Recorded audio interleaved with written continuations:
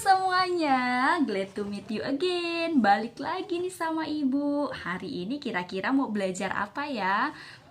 Hari ini kita mau belajar tentang faktor bilangan. Nah, untuk belajar faktor bilangan, kita perlu tahu dulu tuh, kira-kira faktor bilangan itu apa ya? Gimana sih cara menentukan faktor bilangan? Oke, nah Ibu akan jelaskan sedikit ya. Jadi, faktor bilangan itu adalah semua bilangan yang dapat membagi habis bilangan tersebut. Ulang ya, faktor bilangan itu adalah semua bilangan yang dapat membagi habis bilangan tersebut. Bu, gimana caranya? Nah, salah satu caranya adalah kita bisa menggunakan yang namanya tabel perkalian. Misalnya, Ibu minta buat kalian tentukan faktor dari 10. Contoh, begitu ya. Nah, cara mencari faktornya kalian bisa menggunakan yang namanya tabel perkalian. Kayak gimana sih, Bu, tabel perkalian itu? Oke, perhatikan ya.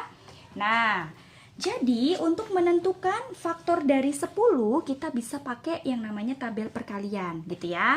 Nah, ini Ibu buatkan tabel secara sederhana aja gitu ya. Nah, faktor dari 10. 10 kira-kira dari 10 ini berapa sih dikali berapa yang dapat 10? Bilangan berapa saja yang bisa dikalikan kemudian hasilnya 10? Kalian perlu pikirkan begitu ya. Makanya sebelum kalian belajar tentang faktor bilangan, Ibu berharap kalian sudah bisa menghafalkan atau sudah hafal perkalian ya. Begitu juga dengan pembagian. Oke, sekarang satu-satu ya. Yang bisa bilangan yang bisa dikalikan kemudian menghasilkan 10.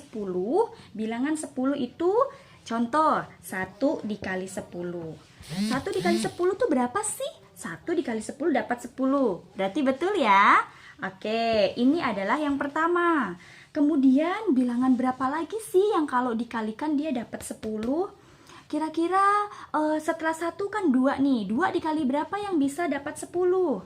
Oh, betul. 2 dikali 5 ya. 2 dikali sama dengan 5. Nah, 2 dikali 5 itu sama dengan 10 ya. Sekarang masih ada nggak nih bilangan yang bisa dikalikan kemudian hasilnya 10? Coba, setelah 2 berapa? 3 ya. Nah, sekarang kita coba cari-cari deh angka gitu ya, cari-cari bilangan. 3, angka 3 atau bilangan 3, ada nggak sih yang bisa kalau dikalikan itu menghasilkan 10? Ada nggak kira-kira? Nggak ada ya. Berarti sudah selesai nih sampai di sini. Begitu ya. Jadi faktor dari 10 itu ada 1, 2, 5, dan 10. Ini adalah faktor dari 10 ya. Nah, begitulah cara menentukan faktor. Mudah bukan?